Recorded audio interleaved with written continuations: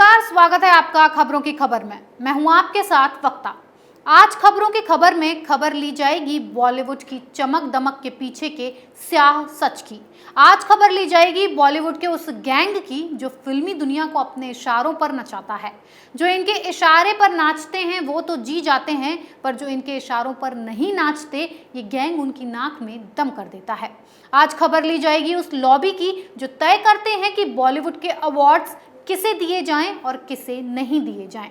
ये लॉबी पैसा फूकती है, ये लॉबी देश के मुद्दे पर अपने हिसाब से एजेंडा सेट करती है। ये लॉबी देश में दंगा करवाती है, लोगों को भड़काती है और तो और लोगों की जान भी ले लेती है।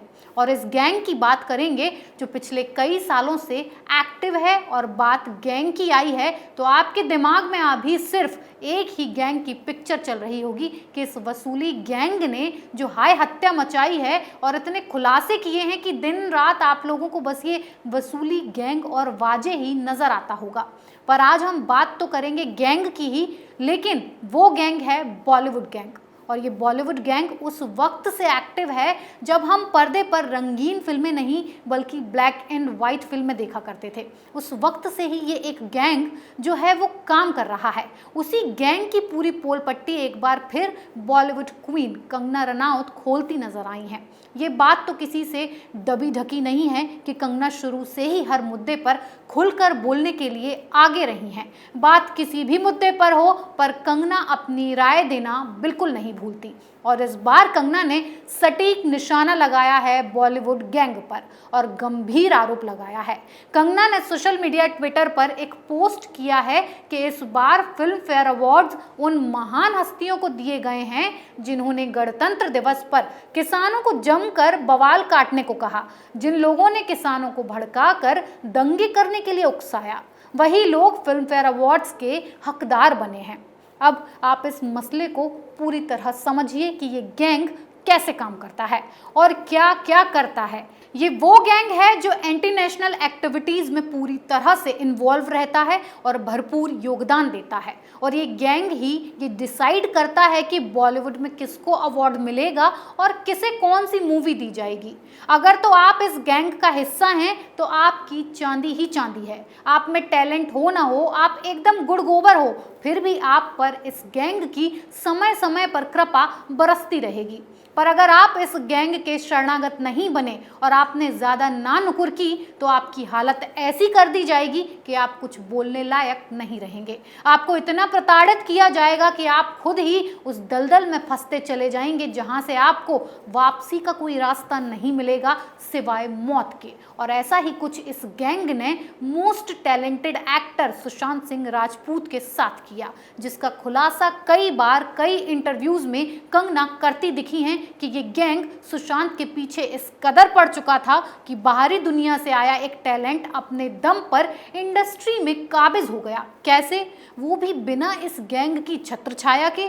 ये बात इस गैंग को रास नहीं आई और इस गैंग ने सुशांत सिंह राजपूत को जमकर घेरना शुरू कर दिया। आपको बताना चाहूंगी, सुशांत सिंह राजपूत के पास एक वक्त में 5 फिल्में थीं और सिर्फ 2 महीने के अंदर अंदर सुशांत से वो 5 फिल्में छीन ली गईं और सुशांत को मेंटली परेशान किया जाने लगा। ये बातें हम तो दोहरा ही रहे हैं, पर ये सारी बातें सुशांत सिंह ने खुद भी कही हैं कि उन्हें किसी अवार्ड फंक्शन में नहीं बुलाया जाता था, ना ही कोई अवार्ड से नवाजा गया था। यहाँ तक कि ये कि उन्हें इस गैंग ने हाउस पार्टीज से भी बेदखल कर दिया था और ये एहसास करवाया जाता था कि तुम बाहरी दुनिया के हो, ना कि इस इंडस्ट्री के किसी स्टार के बेटे, और ना तो तुम्हारे पुरखों का कोई पिछला कनेक्शन है यहाँ। और उस इंसान को इतना उकसाया कि ऐसा कदम उठाने पर मजबूर हो गया कि उसने इस दुनिया से अलविदा कहना ही ठीक समझा बजाय इन दरिंदों के बीच रहने के। और इस मसले पर कंगना ने जमकर बोला। वैसे कंगना पहली बार नहीं बोल रही हैं, कंगना उस वक्त से लगातार बोलती आ रही हैं जब खुद कंगना ने इस इंडस्ट्री में पैर रखा था, जब वो इस बॉलीवुड की हकीकत से अनजान थी।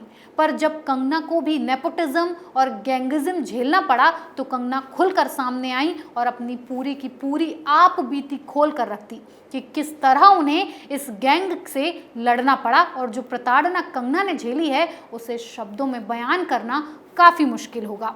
आप कंगना के वो इंटरव्यूज़ देखिए जिसमें वो कहती हैं कि यहाँ सिर्फ फेवरेटिज्म, नेपोटिज्म काम करता है, टैलेंट नहीं।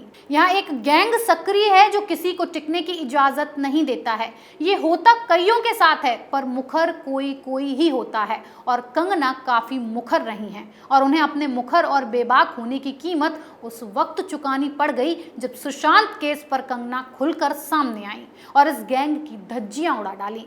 डिबेट शो से लेकर कई टीवी चैनल्स पर कंगना ने कई ऐसे खुलासे किए जो इस गैंग को रास नहीं आए और बदले की कार्यवाही करते हुए कंगना पर ऐसा बिल फाड़ा कि कंगना खुद भी नहीं समझ पाई। रातों रात नोटिस चिपका दिया गया कंगना की ऑफिस पर और फिर उस नोटिस का जवाब देने का वक्त भी कंगना को नहीं दिया गया।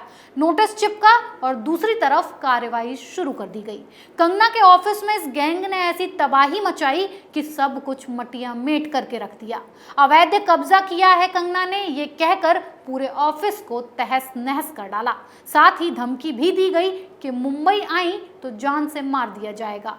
मेरे मन में एक सवाल उठ रहा है जिसे मैं आप लोगों से पूछना चाहूँगी कि आखिर मुंबई इस गैंग की जागीर है कि ये बताएगा कि कौन मुंबई में पैर रखेगा और कौन नहीं। इतनी छूट और इतनी पावर आखिर इस गैंग को मिल कहाँ से रही है कि इतने बड़े बड़े कारनामे कर दिए जाते हैं और जब पता लगाने निकलो कि इसके पीछे कौन है तो बस हर बार की तरह कुछ हाथ नहीं लगता है, सब रफा दफा करवा दिया जाता है। कंगना अकेली ऐसी स्टार नहीं है जिसने मुंबई में अपनी जगह बनाने के लिए पापड़ बेले हैं और इस गैंग का सामना किया है। अमिताभ बच्चन का भी नाम इसमें शुमार है कि उन्हें भी इस तरह से झेलना पड़ा था। कई फिल्में हाथ से गईं पर फर्क इतना है कि कंगना बेबाक मुंह फट सब बोल गई और अमिताभ बच्चन मुखर नहीं हुए। पर इसका ये मतलब बिल्कुल नहीं है कि ये गैंग किसी को छोड़ देता है और जो आज कंगना ने आरोप लगाया है वो एकदम सही है, सटीक है, जिस पर बॉलीवुड गैंग को जमकर मिर्ची लगी है। मैं ये सवाल करती हूँ उस गैंग से, आखिर कंगना ने ऐसा क्या गलत कह दिया जो इतना बौखला गया ये गैंग। कंगना की बात में दम है कि ये अवार्ड पहले से ही प्लान्ड रहते हैं, किसे देना है किसे नहीं देना है सब सेट होता है। मोटी रकम में ये 2 कौड़ी के अवार्ड बेचे और खरीदे जाते हैं जिसके पीछे कई महीनों की इनकी खून पसीने की मेहनत होती है कि अवार्ड सही इंसान के हाथ में जाए, जो काम ये गैंग बखूबी कर रहा है। आपको इस गैंग की सच्चाई में इसीलिए भी बता पा रही हूँ क्योंकि मैं खुद इन सब के बीच रही हूँ, काफ़ी करीब से इस इंडस्ट्री को देखा है। अगर आपको इसमें बने रहना है तो आपको इसकी भारी कीमत अदा करनी पड़ती है। अगर तो आप इसकी कीमत चुकाने में कामयाब होते हैं तो आप इसमें बने रहेंगे और अगर आप उस कीमत को नहीं चुका पाते हैं तो आपको ऐसे निकाल फेंक दिया जाता है जैसे दूध में गिरी हुई मक्खी। आप यकीन नहीं मानेंगे कि ये गैंग इतना ताकतवर है कि अगर आपने इसके खिलाफ मुंह खोला या खोलने की कोशिश की तो ये आपका घर गिरा देने की हिम्मत रखते हैं, आपको मार देने की भी हिमाकत कर सकते हैं। इस गैंग ने बॉलीवुड में ऐसा कोहराम मचाया हुआ है कि आम आदमी को इस इंडस्ट्री में अपनी जगह बनाने के लिए कई लड़ाइयाँ लड़नी पड़ती हैं। कंगना ने इसके कई राजों पर से तो पर्दा उठाया ही, साथ ही किसान आंदोलन को भी जरिया बनाने वाला ये गैंग पीछे नहीं हटा। सारे हथकंडे अपनाकर ऐसा तूफान मचाया जो थमने का नाम नहीं ले रहा है। इस गैंग की इतनी पहुंच है कि आपकी सोच से परे होगा और जिस पर लगाम लगाने के लिए फिलहाल कोई दिख नहीं रहा है। कंगना के इन खुलासों के साथ साथ बॉलीवुड गैंग की पूरी जन्म कुंडली हमने आपके सामने रखी। इस बॉलीवुड गैंग के एपिसोड में बस इतना ही, पर हर खबर के पीछे की खबर हम आपके लिए लाते रहेंगे। बने रहिए कैपिटल टीवी के साथ। नमस्कार।